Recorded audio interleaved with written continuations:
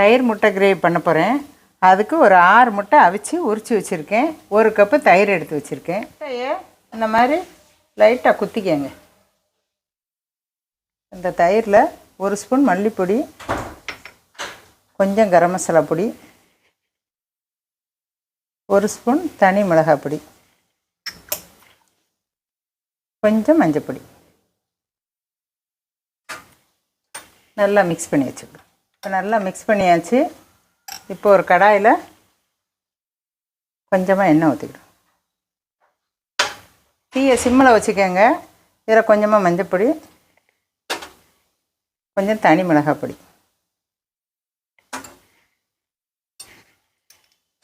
லைட்டாக உப்புத்தூள்,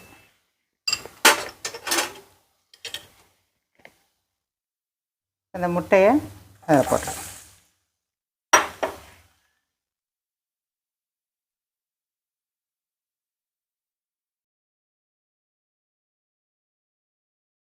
அவ்வளோதான். இதை தனியாக ஒரு பவுலில் எடுத்து வச்சிடும். இப்போ இந்த எண்ணெயில் கூட கொஞ்சம் எண்ணெய் ஊற்றிக்கங்க. 1 டேபிள் ஸ்பூன் சின்ன சீரகம் போட்டுக்க. சீரகம் பொரிஞ்சிடுச்சு. ஒரு 3 பெரிய வெங்காயம் பொடிசாக கட் பண்ணி வச்சுருக்கேன். அதை இதோட சேர்த்துக்கலாம். இப்போ இந்த வெங்காயத்தோட ஒரு 2 பச்சை மிளகாய் கீரி போட்டிருக்கேன். 1 ஸ்பூன் இஞ்சி பூண்டு பேஸ்ட்டு.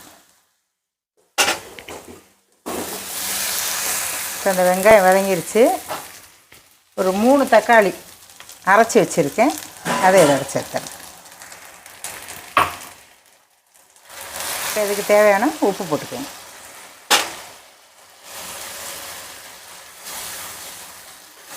நல்லா தக்காளி வதங்கிருச்சு. இப்போ நம்ம தயிரில் மசாலா போட்டு வச்சோம்னா அதை இதோட ஊற்றிடும். இதெல்லாம் ஒன்றா மிக்ஸ் பண்ணிடலாம். ஒரு 5 நிமிஷம் எண்ணெய் பிரிஞ்சு வந்துருச்சு. தீயை சிம்மிலே வச்சுக்கோங்க.